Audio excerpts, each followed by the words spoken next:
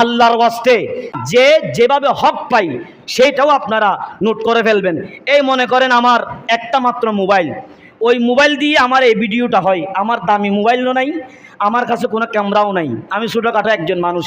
Mobile দিয়ে video হয়, আমার সাথে সবসময় একটা দুইটা ছেলে থাকে।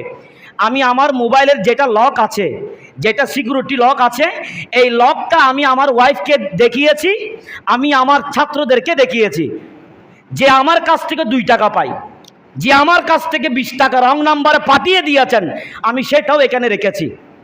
আমি আমার ছাত্রদেরকে বলেছি, আল্লাহ না করুক আমি যদি মরে যাই, তোমরা এই টাকার ভারগুলো আমার মা বাবাকে দেখাবা। মানুষ আমার কাছ থেকে টাকা পাবে, টাকাটা দিব, একেবারে না দিয়ে মৃত্যু হবে না সেটা আমি জানি। তবে যে যা পাই সেটা আমি লিখে রেখেছি। সেটা আমি কেন লিখছি? যাতে মৃত্যুর পরে ওই হকের জন্য যাতে আমার আল্লাহর আযাবের মধ্যে যাতে আমি না পড়ি। আমি আলেম, আমি হুজুর, আমি আপনাদের ইমাম, আমি খতিব, আমি আরেকজনের হকটুকু আদায় করলাম না, তো কবরে আমার জন্য নিয়ামত আছে? আরো যারা বলেন নিয়ামত আছে। তা আমি হুজুর হয়েছি, তাতে কি হয়েছে? সেটা তো আরেকজনের হক।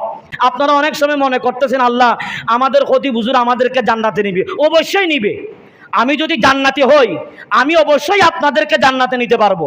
তবে আরেকজনের হকের জন্য আমি যদি আটকে যাই, আমি নিজে আল্লাহর দরবারে ঠেকে যাব।